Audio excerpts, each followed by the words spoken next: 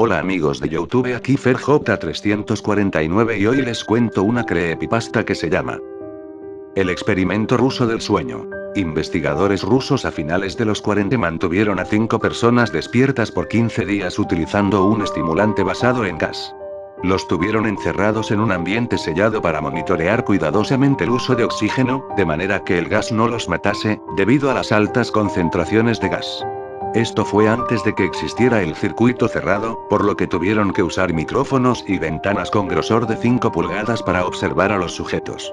El cuarto estaba lleno de libros, cobijas para dormir, pero ninguna cama, agua corriente, baño y la suficiente cantidad de comida para que los 5 sobrevivieran por un mes. Los sujetos de prueba eran prisioneros políticos y de guerra declarados enemigos del Estado durante la Segunda Guerra Mundial. Todo estuvo bien por los primeros 5 días. Los sujetos rara vez se quejaban después de que falsamente se les había prometido su libertad si aceptaban tomar parte de la prueba y no dormir por 30 días. Sus conversaciones y actividades fueron monitoreadas y los científicos notaron que conforme pasaba el tiempo, ellos hablaban sobre incidentes traumáticos de su pasado. Después de 5 días se empezaron a quejar de las circunstancias y eventos que los llevaron a donde estaban y empezaron a demostrar paranoia severa. Dejaron de hablar entre ellos, y comenzaron a murmurar de manera alterna en los micrófonos. De manera extraña, todos parecían creer que podían ganar la confianza de sus captores si traicionaban a sus camaradas. En un principio se creyó que esto era un efecto del gas. Después de 9 días, el primero de ellos empezó a gritar. Corría por todo el cuarto gritando repetidamente por 3 horas seguidas. Después, trató de continuar gritando, pero solo podía dar un grito ocasional. Los científicos postularon que físicamente se había destrozado las cuerdas vocales. La parte más sorprendente de comportamiento fue cómo sus compañeros reaccionaron a esto. O mejor dicho, como no reaccionaron, continuaban murmurando en los micrófonos hasta que el segundo de los prisioneros comenzó a gritar. 2 de los prisioneros que no gritaban, tomaron los libros y llenaron página tras página de sus propias heces, y de manera calmada, los pusieron sobre las ventanas del cuarto. Los gritos cesaron de repente. Al igual que los murmullos de los micrófonos. Pasaron otros 3 días. Los investigadores checaban los micrófonos constantemente para asegurarse de que trabajaban, porque creían que era imposible no escuchar sonidos con 5 personas dentro. El consumo de oxígeno indicaba que los 5 debían seguir vivos. De hecho, el consumo de oxígeno era el necesario para 5 personas que hacían ejercicio extenuante. En la mañana del 14º día, los investigadores hicieron algo que no debían hacer para llamar la atención de los prisioneros. Utilizaron el intercom dentro del cuarto, esperando provocar respuestas de los prisioneros, pues temían que estuviesen muertos, o en estado vegetal. Anunciaron: abriremos el cuarto para probar los micrófonos. Aléjense de las puertas y acuéstense con las manos atrás en el piso o se les disparará. Se le otorgará la libertad a uno de ustedes si obedecen. Para su sorpresa, escucharon solo una frase, con voz calmada: no queremos ser liberados. Hubo gran debate entre los investigadores y fuerzas militares que financiaban el proyecto. Sin poder provocar más respuestas utilizando el intercom, finalmente se decidió abrir el cuarto a la medianoche del día número 15. Se limpió el gas del cuarto, y se llenó de aire fresco. Inmediatamente, voces de los micrófonos empezaron a objetar.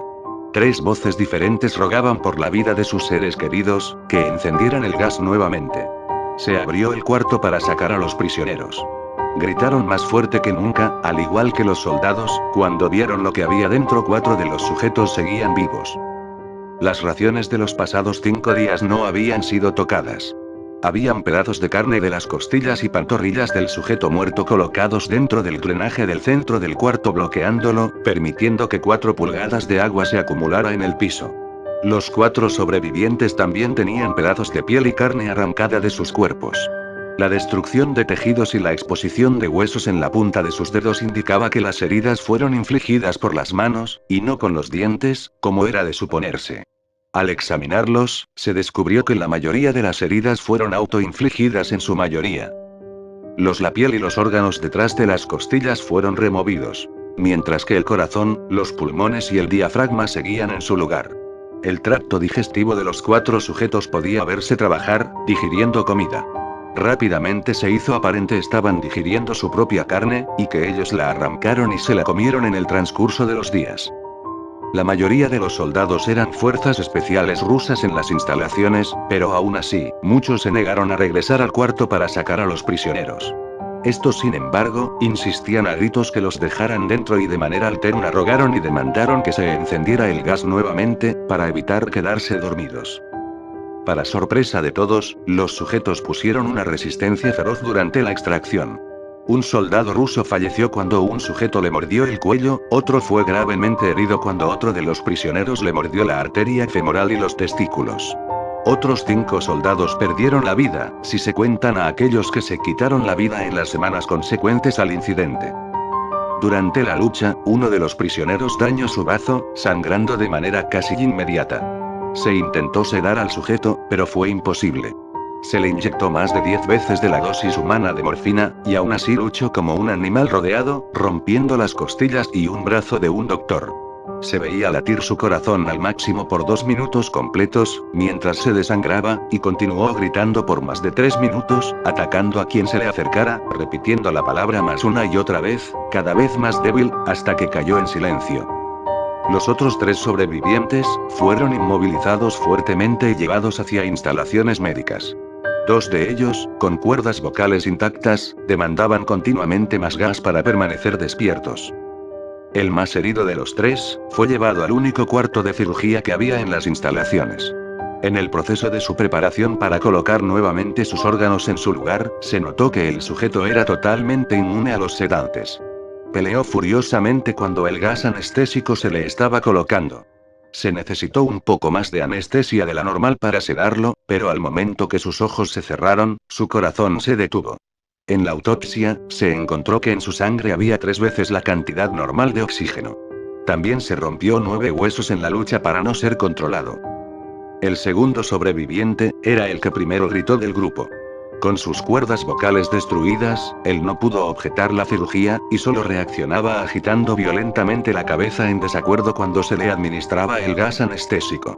Afirmó violentamente con la cabeza cuando alguien sugirió hacer la cirugía sin anestesia, y no reaccionó durante la misma, que duró 6 horas en la cual se intentó reemplazar sus órganos abdominales y cubrirlo con lo que quedaba de su piel. El cirujano afirmó que era médicamente imposible que el sujeto siguiera con vida. Una enfermera aterrada que ayudó en la cirugía, comentó que la boca del paciente formaba una sonrisa cada vez que sus ojos se encontraban. Cuando la cirugía terminó, el sujeto miró al cirujano y empezó a hacer sonidos fuertemente, como tratando de hablar. Asumiendo que esto era de gran importancia, el cirujano le entregó un papel y una pluma, para que el paciente pudiera comunicarse. Sigue cortando, escribió. Se le hizo la misma cirugía sin anestesia a los otros 2 sujetos. Se les tuvo que inyectar un paralítico, pues ellos reían constantemente, y le era imposible realizar la operación al cirujano. Una vez paralizados, solo podían interactuar con sus ojos. En el momento en que pudieron hablar nuevamente, exigieron una vez más el gas estimulante.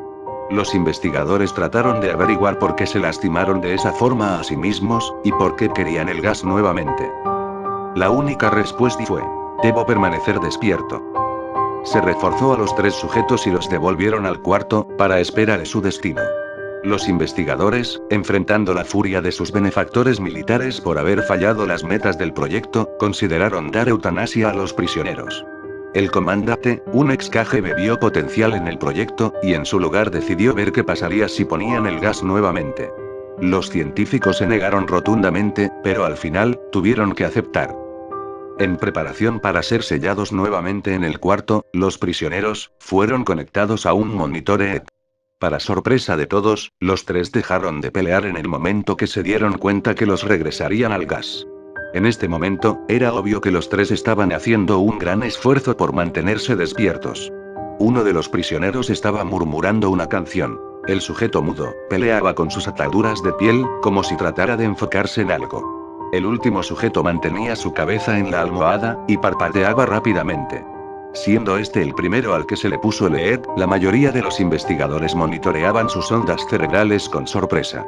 Eran normales la mayor parte del tiempo, aunque algunas veces aparecía una línea recta de manera inexplicable. Parecía que repetidamente sufrían de muerte cerebral. Mientras analizaban los datos, una enfermera notó que los ojos del sujeto se cerraron.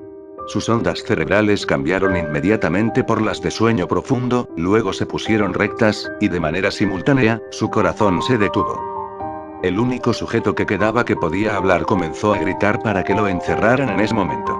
Sus ondas cerebrales mostraban las líneas rectas del sujeto que acababa de morir por quedarse dormido.